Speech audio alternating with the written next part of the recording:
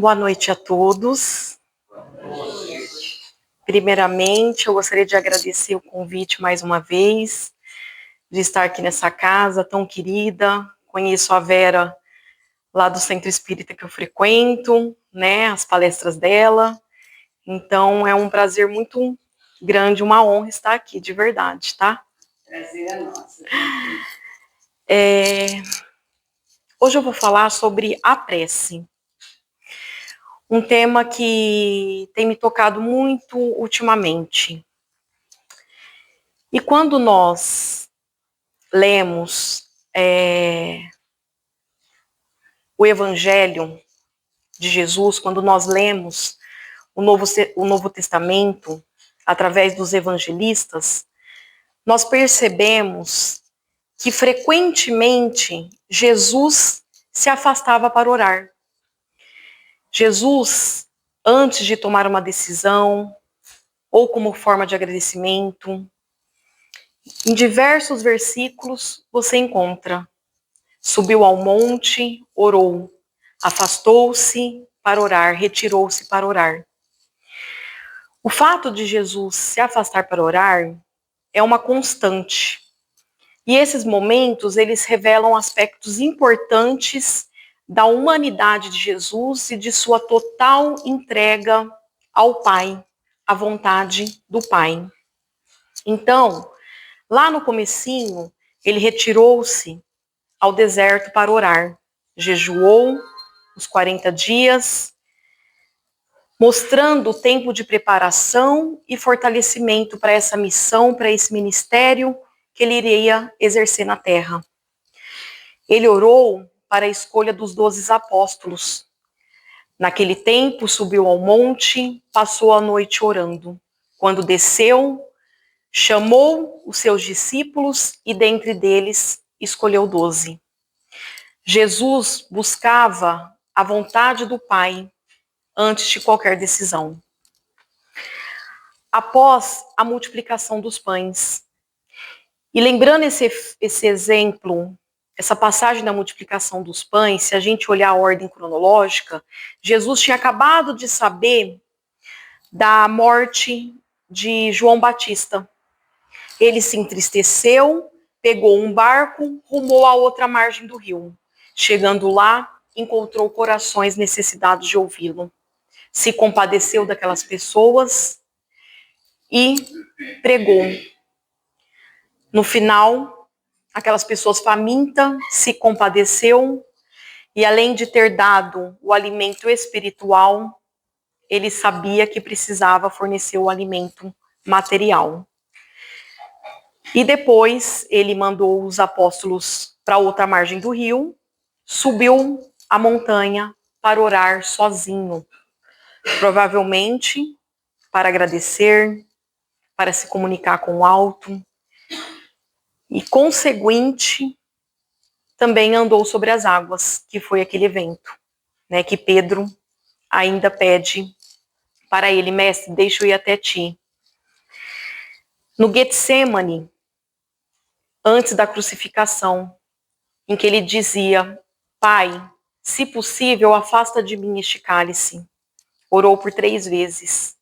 Na cruz, no momento derradeiro, até no final, Jesus orou, dizendo: Pai, perdoa-lhes, eles não sabem o que fazem. Pai, em tuas mãos entrego o meu espírito. Mas qual que é o sentido de Jesus estar sempre em oração? Primeiramente, para nos mostrar a comunhão com o Pai.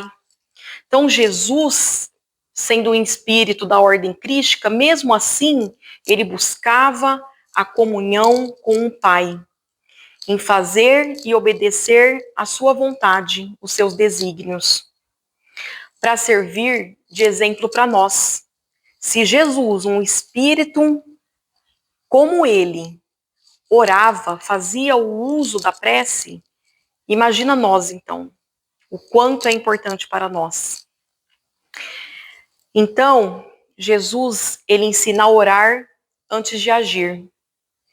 E em terceiro aspecto, para nos mostrar o fortalecimento espiritual. Porque a oração, ela não afasta as nossas provações. As provas vêm, mas se o espírito está fortalecido, é muito mais fácil a gente passar, né?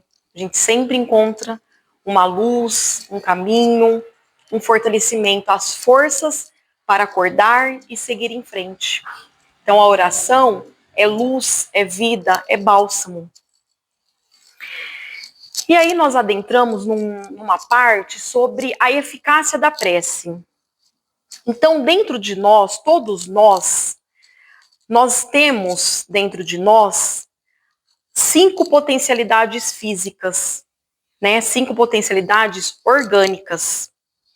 Então, o nosso corpo ele é arquitetado com 5 sentidos: a visão, a audição, o tato, o paladar e o olfato.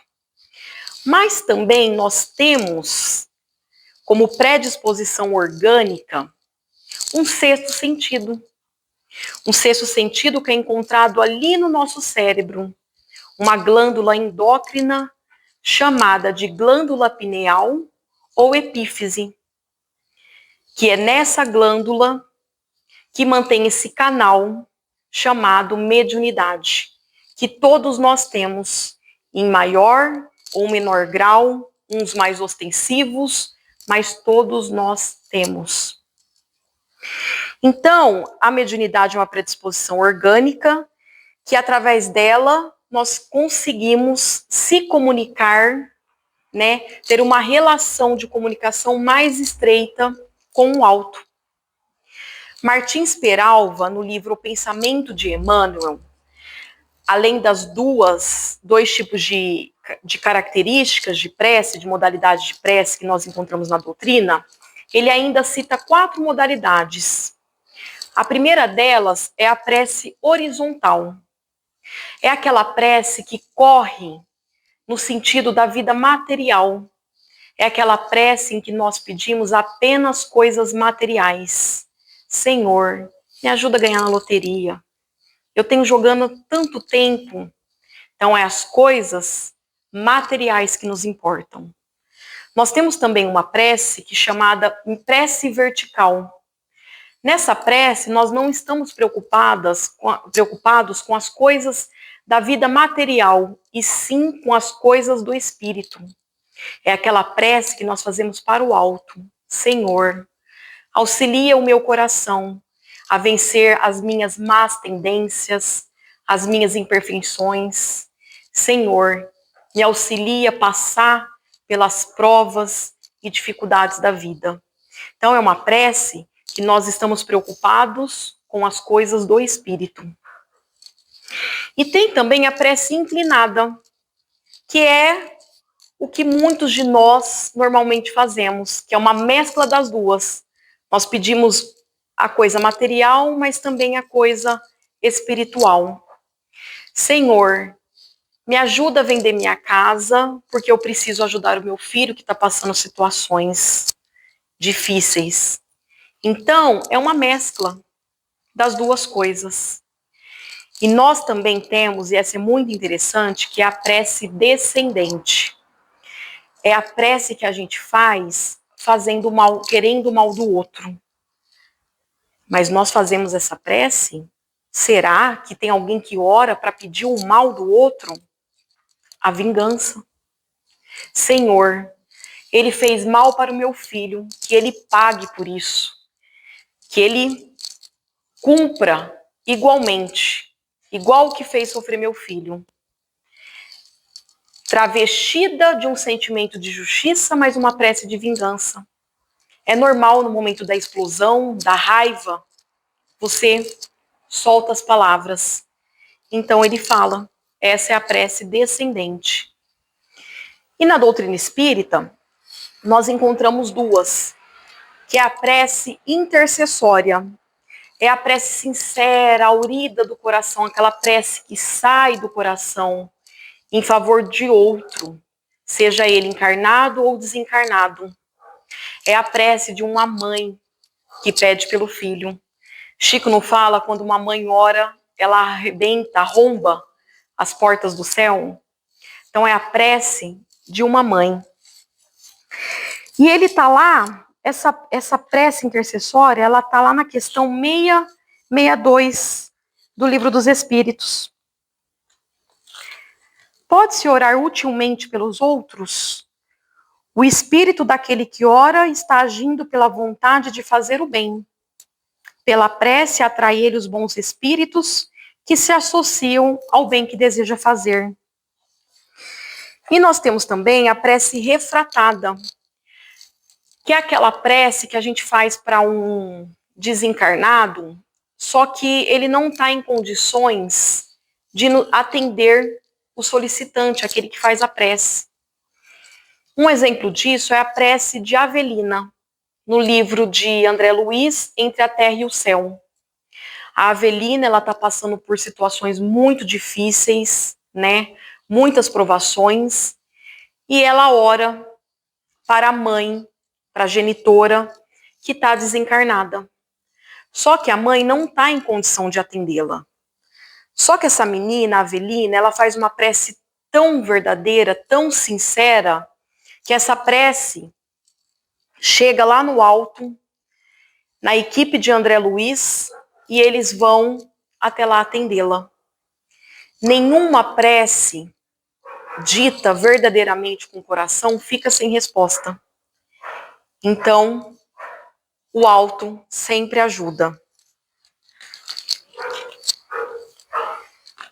E como que o Espiritismo também, Kardec, trabalhava a questão da prece segundo o Espiritismo? Kardec trabalhou a questão da prece, da eficácia da prece, nas questões 658 até 666. E quando ele diz ao caráter geral da prece, qual seria o caráter geral da prece? É a questão 659. A prece é um ato de adoração. Fazer preces a Deus é pensar nele, aproximar-se dele, pôr-se em comunicação com ele. Pela prece podemos fazer 3 coisas: louvar, pedir e agradecer. Então, a prece é um canal em que nós podemos fazer 3 coisas: louvar, pedir e agradecer. E Kardec, ele trabalhava a questão da eficácia da prece, se ela seria um instrumento, se tinha algum poder, se era um instrumento de modificação. A prece, ela pode modificar a natureza das nossas provações? Porque quando nós nos deparamos com a questão 615 do Livro dos Espíritos, que fala assim: a lei de Deus é eterna? Os espíritos respondem: é eterna e imutável, como o próprio Deus. Se Deus é imutável, para que nós vamos orar? Kardec também fez essa indagação. Então, na questão do número 663 do Livro dos Espíritos, eu vou ler, ela é muito grande. As preces que fazemos por nós mesmos podem modificar a natureza das nossas provas e desviar-lhes o curso? Vossas provas estão nas mãos de Deus e as que devem ser suportadas até o fim. Mas Deus leva sempre em conta a resignação. A prece atrai a vós os bons espíritos, que vos dão a força de a suportar com coragem. Então, elas vos parecem menos duras. Já o dissemos, a prece nunca é inútil, quando bem feita, porque dá força, o que já é um grande resultado. Ajuda-te a ti mesmo e o céu te ajudará. Então, Deus não pode mudar a ordem dos acontecimentos ao nosso sabor das coisas. Mas a prece nos dá força e resignação para suportá-las. Então, nós oramos não é para mudar a vontade de Deus. Nós oramos para receber aquilo que Ele já nos está dando. É como se Deus estivesse a todo tempo mandando uma chuva de bênçãos sobre nós. A todo tempo. A cada um de nós temos a nossa chuvinha particular. Mas nós estamos com o quê? Um guarda-chuva. Usando um isolamento. E se nós estamos debaixo de uma chuva, sobre um guarda-chuva, nós não nos molhamos. Então essas bênçãos não caem sobre nós. Orar não é pedir para Deus para que essa chuva de bênçãos comece. Orar é para nos ajudar a tirar o guarda-chuva, para que nos possamos molhar e receber as bênçãos, as benesses que já estão nos sendo dadas pela misericórdia divina. Então, a prece, ela tem o poder de mudar as nossas vidas? Sim. Porque, primeiramente, ela nos muda. Ela tem o poder de nos mudar, primeiramente, individualmente, pessoalmente. Porque quando eu oro, eu abro esses meus canais da mediunidade e me conecto com o alto. Quando eu oro, eu sou como uma flor fechada, que com a oração faz desabrochar para receber as bênçãos de Deus. Então, me colocar em comunicação com o alto é abrir esse canal e poder o quê? Receber as intuições dos bons amigos, da espiritualidade amiga. Quantas vezes a gente está com um problema, encontra uma pessoa na rua e a pessoa fala uma coisa que você não esperava, mas era tudo o que você precisava ouvir. Ou às vezes você tem um sonho e você acorda e tem um estalo e fala, era isso que eu precisava saber. Então, o socorro, ele chega de acordo com as nossas necessidades e o nosso merecimento.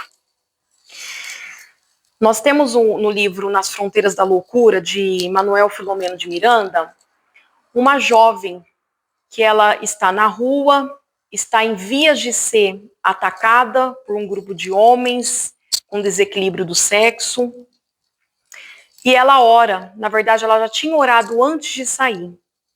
E ela faz uma oração e chega até a equipe de Dr. Bezerra de Menezes. E ele vai até lá com a equipe.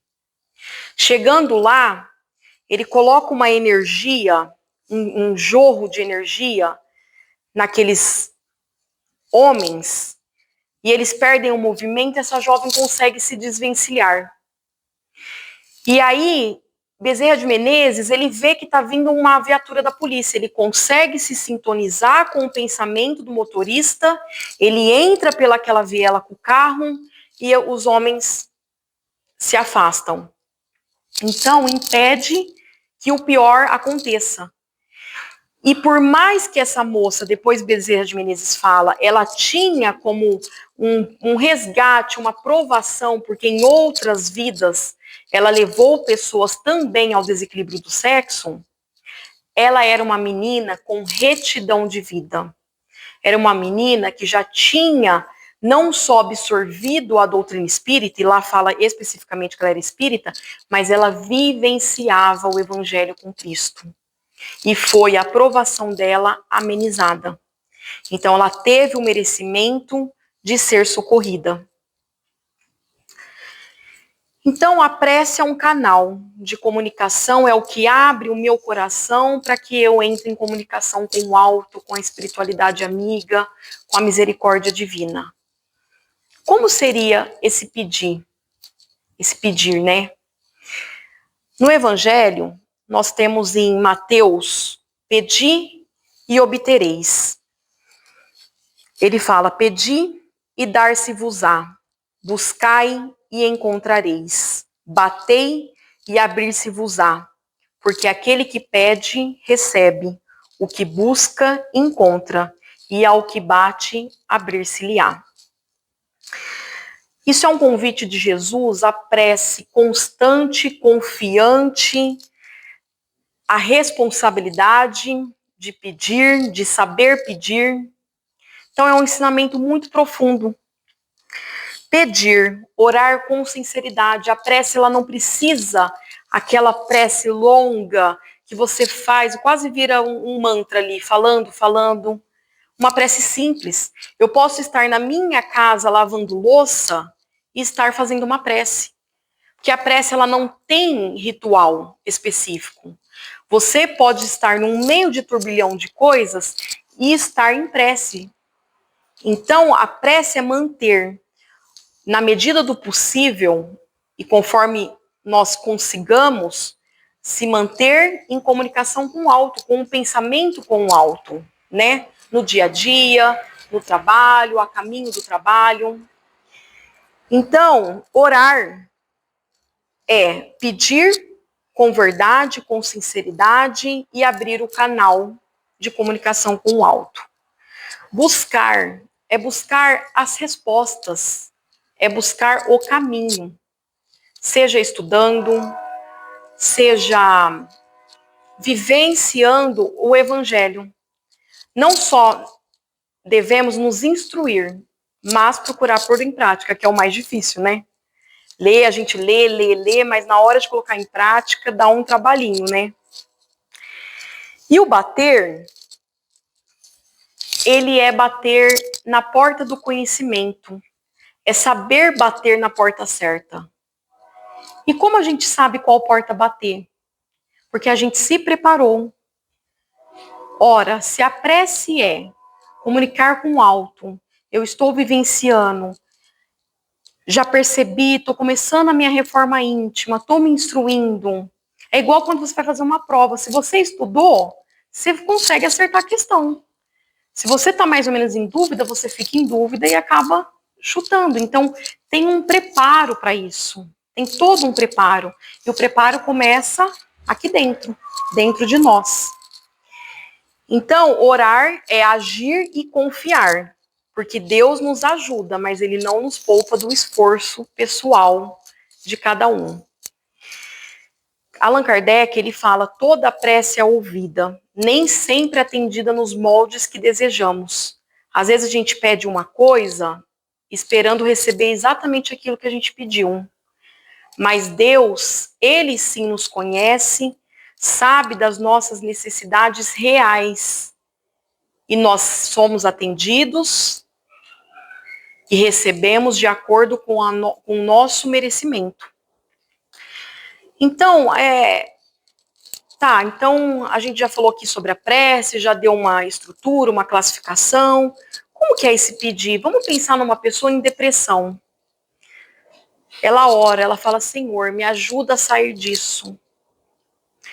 Me ajuda a vencer essa depressão. Hoje em dia, com esse mundo tecnológico tão rápido, tão instantâneo, que a gente fica olhando a vida das pessoas, se comparando, querendo, se perguntando por que eu não tenho aquilo, não tenho isso. O imediatismo da vida vai nos afastando também das coisas do Espírito, das coisas de Deus. E tem pessoas que entram em depressão por conta disso. Não só disso, eu dei um exemplo por conta do avanço tecnológico, da atualidade, que nos é muito importante, mas tem pessoas que acabam, enveredando por outro caminho. Mas tem a depressão, não tem motivo, não tem desculpas a depressão, né? É todo um desequilíbrio orgânico da pessoa e uma pessoa em depressão profunda ora sinceramente para Deus, pedindo auxílio, pedindo um caminho, pedindo a ajuda dos amigos espirituais de Deus. E aí ela começa, ela ora, ela pede. Aí ela vai buscar. Então ela vai, procura a doutrina, por exemplo, espírita. Eu vou falar do espiritismo, tá? Mas independente da religião, ela busca o conhecimento, ela encontra a lei, a verdade, a lei divina. Mas num aspecto prático, ela começa a ir no centro espírita, vai no passe, começa a participar do estudo, participa de um trabalho voluntário e ela começa a dar um fôlego para a vida. A depressão está ali, mas ela consegue ter um fôlego para seguir adiante. E aí ela percebe que esse fardo vai, a cada dia, ela vai melhorando. Então ela percebe que ela foi ouvida. Porque ela buscou e ela nem imaginava que tinha aquelas forças, a capacidade para pouco a pouco sair daquela situação. Então ela foi atendida com as pessoas, com os amigos. Por isso a importância da gente sempre olhar para o nosso colega aqui de casa, né? Sempre procurar pensar no próximo. O próximo somos nós. É a família, é o amigo, é o colega do trabalho, né? Que isso faz às vezes muita diferença na vida da pessoa. Todos nós passamos por dificuldades, mas às vezes uma palavra ali que você fala faz diferença na vida de alguém. Então, orar é confiar, pedir. Buscar é buscar o caminho. E não só o caminho da... Porque a doutrina espírita, ela nos ajuda a ter um autoconhecimento. Então, quando eu me conheço, eu percebo as minhas más tendências, minhas inclinações. E aí eu tenho um problema com o meu filho, que eu acho irremediável. Mas aí a doutrina vai explicando que isso pode ser uma questão do passado, um resgate do passado. Então, você busca e encontra o caminho. E aí você tem que fazer o quê? Bater a porta. Então, são verbos de ação. Você não ora e fica ali esperando quietinha. Você busca. Você bate a porta e ela abrir-se-vos-á. A porta é a porta do conhecimento. Uma vez que você adquire o conhecimento, não tem como você falar que não sabia mais. Então, é encarar e falar, não, agora, então, o que eu tenho que fazer? Você já sabe, a doutrina nos fala. E assim, quando você aprende a orar, quando você aprende a buscar e bater, o pedir vem naturalmente. Você aprende a pedir. Porque aí, quando você passou por todo esse conhecimento e vivenciou ele, vivenciou esses ensinamentos com o Evangelho de Cristo, as coisas que você irá pedir não serão mais as coisas materiais, e sim do Espírito. Então, Jesus fala, eu sou a porta do conhecimento. Então, buscar o caminho e buscar o conhecimento. Então, ele fala, eu sou o caminho, a verdade e a vida. E o pedir nos remete à vida, é aquilo que está sendo nos dado através dessa chuva de bênçãos para a nossa vida. E aí, nós podemos perguntar, como eu falei aqui, a prece tem um ritual? Não tem um ritual. Então, é em cada momento. Você faz o seu momento de oração. Você pode estar num ônibus lotado, mas você consegue silenciar o ruído e estar em comunhão. Em Mateus 6,6, ele fala o seguinte: mas você, quando rezar, entre em seu quarto, feche a porta e reze ao seu pai que está em segredo. Seu pai, que vê no segredo, recompensará a você. Entre no seu quarto. Na literalidade, é o quarto físico. Mas no sentido figurativo, daquele do coração, é o quarto do quê? Do coração. É silenciar a alma. Então, entre no seu quarto. É no teu quarto do coração. Feche a porta. É afastar-se da distração. Quando a gente quer silêncio, a gente não vai lá e fecha uma porta. Então, é como eu disse, você pode estar num ônibus lotado às 6:30 da manhã, mas você pode estar em prece, porque é você silenciar o ruído externo, a influência externa. Eu estou no meio de um problema, não, espera, eu vou me concentrar, eu vou orar. Aí eu vou pensar, vou me acalmar e depois eu vou ver o que eu vou fazer. Não é assim que Jesus nos ensinou? Ora a teu pai em secreto. Deus nos conhece. Jesus, ele condenava as atitudes, a hipocrisia, né? As atitudes dos fariseus. Os fariseus, eles oravam em praça pública, eles jejuavam e saíam assim com aquela cara, né? Tô passando fome, eu tô sofrimento, como se o sofrimento estivesse diretamente relacionado à oração, ou à pureza de homem, de espírito, de moralidade. Eu oro, eu jejuo, eu faço esse sacrifício, eu estou mais perto de Deus do que as pessoas, do que o outro, do que vocês. Então Jesus condenava isso. Porque para ele não importa os atos de exteriorização, o que você faz para igual a gente fala, fazer para inglês ver. Ele importa com o valor da tua oração.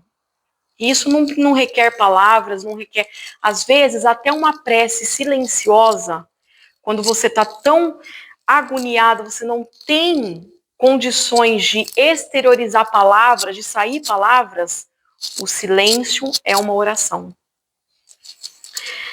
Teu pai, que te vê em secreto, te recompensará.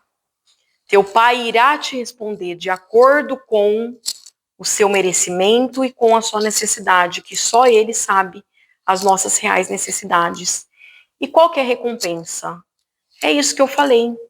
É a intuição. Porque estar no caminho do bem nos aproxima da influenciação dos bons espíritos. Então, é um estudo, é uma palestra que nós vamos, é isso que eu falei, encontrar uma pessoa, um sonho, uma leitura. Eu peguei uma leitura e aquela leitura calou fundo no meu coração. Então, o auxílio, ele vem, não importa como e através de quem, mas ele vem. Então, que nós, dentro do nosso caminho evolutivo, dentro das nossas possibilidades, das nossas dificuldades, dos nossos problemas, porque a prece, ela não vai afastar. As turbulências, as tormentas, os problemas, eles virão. Mas é um auxílio do alto para me fortalecer e ultrapassar esses problemas, esses obstáculos.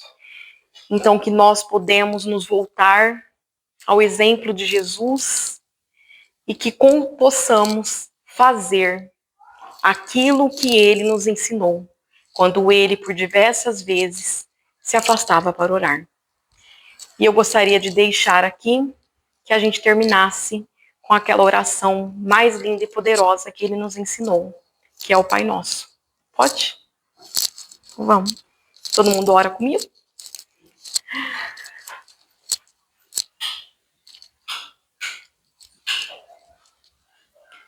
Pai nosso que estais no céu, santificado seja o vosso nome. Venha a nós o vosso reino. Seja feita a vossa vontade, assim na terra como no céu. O pão nosso de cada dia nos dai hoje. Perdoai, Pai, as nossas ofensas, assim como nós perdoamos a quem nos tem ofendido. E não nos deixeis cair em tentação, mas livrai-nos de todo o mal. Senhor, misericordioso e justo, que possamos, ao voltar para casa, levemos essas vibrações de amor e paz, refletindo no teu exemplo, como tu disse, que você é a porta, que possamos ter a coragem, a fé e a perseverança de, mesmo diante de todos os problemas, não nos abalarmos e seguirmos firmes e confiantes, sabendo que o auxílio nunca nos falta, que possamos também entender a prece como um agradecimento, o agradecimento pelo dia de hoje, o agradecimento pela nossa família, o agradecimento pelo nosso trabalho, pelo nosso pão de cada dia, e que possamos buscar na prece a comunicação contigo em todos os momentos da nossa vida, sejam eles bons ou os ruins, sabendo que o teu amor, a tua misericórdia e a tua paz sempre irá nos envolver, porque tu mesmo disseste, aonde estiver um ou mais reunidos em meu nome, ali eu estarei. Não importa com quem estejamos, sozinhos, nunca estamos, sempre a espiritualidade está conosco. E o Senhor no meio de nós. Obrigada e que assim seja.